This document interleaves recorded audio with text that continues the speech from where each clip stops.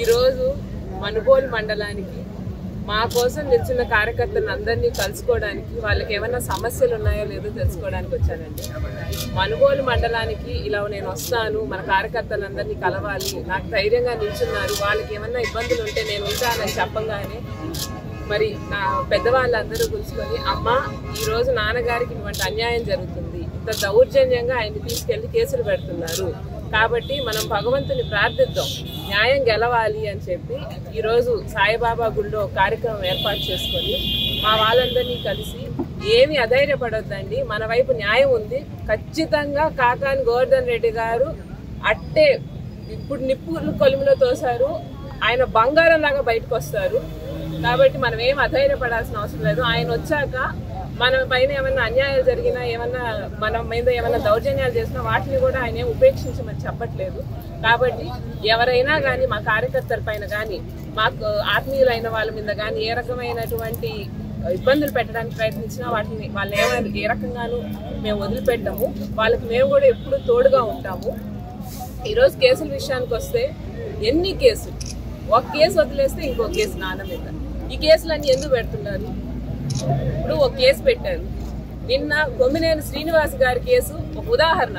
SC ST కేసుల్ని కావాలని పెట్టి బెయిల్ రాకుండా వైఎస్ఆర్సీపీకి మద్దతు పలికే ప్రతి ఒక్కరిని జైల్లో వేయాలి అని చెప్పి ఆ కేసును ఒక సాగ్గా పెట్టుకొని ప్రతి ఒక్కరి మీద ఆ కేసు పెట్టి వాళ్ళకి బెయిల్ రాకుండా వాళ్ళని రిమాండ్లకు పంపించి, తద్వారా ఏంటి జనాలకు వాళ్ళని దూరం చేసి వాళ్ళకి జనాలకు చేస్తున్నటువంటి అన్యాయం తెలియకూడదు, ప్రజలను ఇంకా మభ్యపెట్టాలి అని ప్రభుత్వం చేసేటువంటి ప్రయత్నాల్లో ఆయన మీద ఇంకా కూడా కేసులు కట్టడానికి, అంటే ఎప్పుడో విచారణలో వెళ్ళిపోయి కోర్టులో నడుస్తున్న కేసులు కూడా మళ్ళీ తిరగదోలి అవి కూడా ఎత్తి నాన్న మీద పెట్టాలని ప్రయత్నం.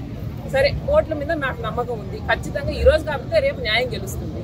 కానీ కోర్టు దాకా పోయారు, కేసు గెలిచారు, ఆయన పాపం కేసు గెలిచారు, రిమాండ్ రిజెక్ట్ అయింది, వెనక్కి వచ్చేసారు, ఆయన్ని మళ్ళీ అరెస్ట్ చేయమని చెప్పి ఇంకో కేసు.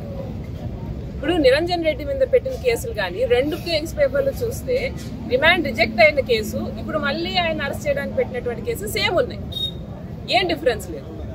కాకపోతే ఏదో చిన్న మార్పులు పెట్టి మళ్ళీ అరెస్ట్ చేయాలి. అంటే కోర్టు ఒకవేళ వీళ్ళు ముద్దాయిలు కాదన్నా అది కూడా లెక్క చేయకుండా బేఖాతరు చేసి మనం కావాలనుకున్న వాళ్ళని వేరే వేరే కేసులు పెట్టి అరెస్ట్ చేయాలి, వాళ్ళని జైల్లో పెట్టాలి, వాళ్ళని ఇబ్బంది పెట్టాలి, కార్యకర్తలను ఇబ్బంది పెట్టాలి. ఎంతమంది కార్యకర్తల మీద కేసులు పెడుతున్నారండి? ఏ రకంగా ఏమని? ఇప్పుడు కాకాని గోవర్ధన్ రెడ్డి గారు లేరు కాబట్టి మా ఇచ్చలు విడిగా మేము కేసులు పెట్టుకుంటాము, ఎవరు ఆపుతారు మమ్మల్ని? కార్యకర్తలను మేము ఇబ్బంది పెడతామని. ఏ రకంగానూ కార్యకర్తలను ఇబ్బంది పెట్టాలని కానీ వాళ్ళకి ఏమన్నా సమస్యలు తేవాలనుకుంటే వాళ్ళు ఉపేక్షించే ఇదే లేదండి. నాకు చాలా పెద్ద కుటుంబం ఉంది, సర్వేపల్లి మొత్తం నా కుటుంబం, కాబట్టి ఈ రకమైనటువంటి కేసులు మానేసి మేము ప్రభుత్వాన్ని కోరేది ఏంటంటే, మీరు బయట పాపం కష్టపడి తప్పులు చేసిన వాళ్ళని పట్టుకోవడానికి సమయం లేదు, కానీ తప్పులు చేయని వాళ్ళని ఇట్లా ఇబ్బంది పెడుతున్నారు, అది వదిలేసి మీ పనులు మీరు చేయండి, మీ కర్తవ్యాన్ని మీరు నిర్వర్తించండి. మిగిలినవన్నీ ప్రజలు వాళ్ళు ఏమి తెలివి తక్కువ వాళ్ళు డిసైడ్ చేసి వాళ్ళు చెప్తారు. అందుకని మీ కర్తవ్యాన్ని మీరు నిర్వర్తించండి, ఏ రకమైనటువంటి ఇబ్బందులు లేకుండా జనాల్ని చూసుకోండి, ఇటువంటి దౌర్జన్యాలు ఇంకా మానేయండి. చాలా దగ్గరలో విలేకరుల మీద కూడా దౌర్జన్యాలు కేసులు కడతారు. సాక్షిలో కొమ్మినేని శ్రీనివాస్ గారిని నేను అదే చెప్తున్నాను, అది ఏం జరిగిందని మొత్తం రాష్ట్రం అంతా చూసింది. విలేకరులు ఎవరైతే ప్రజల పట్ల మాట్లాడడానికి ప్రయత్నిస్తారు, అసలు దాంట్లో ఏమి తప్పు ఉందని ఆయన తీసుకెళ్లి ఆయన మీద అసలు ఎస్సీ ఎస్టీ అట్రాసిటీ కేసు ఎందుకు పెట్టారు? అది మిస్యూజ్ చేస్తున్నారనే కదా ఆ కేసు, అది ఒక చిన్న ఉదాహరణే కదా, ఏమీ లేదు. ఎక్కడా కూడా మా ప్రభుత్వం పాలన చాలా బాగుంది అని చెప్పుకునే ప్రయత్నం చేస్తున్నారు. అది కాదు అన్న ప్రతి ఒక్కరిని, అంటే ఒక కార్యకర్తలని కాదు, ఒక నాయకుడని కాదు, లేకపోతే మన జిల్లా స్థాయి నాయకులని కాదు, ఎవరైనా కానీ, విలేకరులని కాదు, సోషల్ మీడియా ప్రతినిధులని కాదు, ఎవరినైనా కానీ మా ప్రభుత్వాన్ని ప్రశ్నించే వాళ్ళని మేము గొంతు నొక్కేస్తాము, మీరు చేసుకోవాలి చేసుకోండి. కానీ ప్రజలు రేపు చైతన్యవంతులై ప్రజలే మిమ్మల్ని ప్రశ్నించారంటే ఏం చేస్తారు? ప్రజల్ని కూడా జైల్లో వేస్తారా? ఎంతమంది నన్ను జైల్లో వేస్తున్నారు, ఏం చేయాలనుకుంటున్నారు అర్థం కావట్లేదు. కాకపోతే ప్రభుత్వం ఏంటంటే ఇది ఎప్పటికీ ఇట్టే కంటిన్యూ అవుతుంది అనేది ఉండదు. ఈ రోజు ఇలా ఉంది, రేపు ప్రభుత్వాన్ని ప్రజలే ప్రశ్నిస్తారు, అప్పుడు మీరేం చేస్తారు? అధికారులు కానీ ఈరోజు అధికారం చేతిలో పట్టుకొని మీరందరూ ఈ రకంగా బిహేవ్ చేస్తున్నారు, రేపు అధికారం పోయినప్పుడు ఎల్లప్పుడూ ఒకే రకంగా ఉండదు.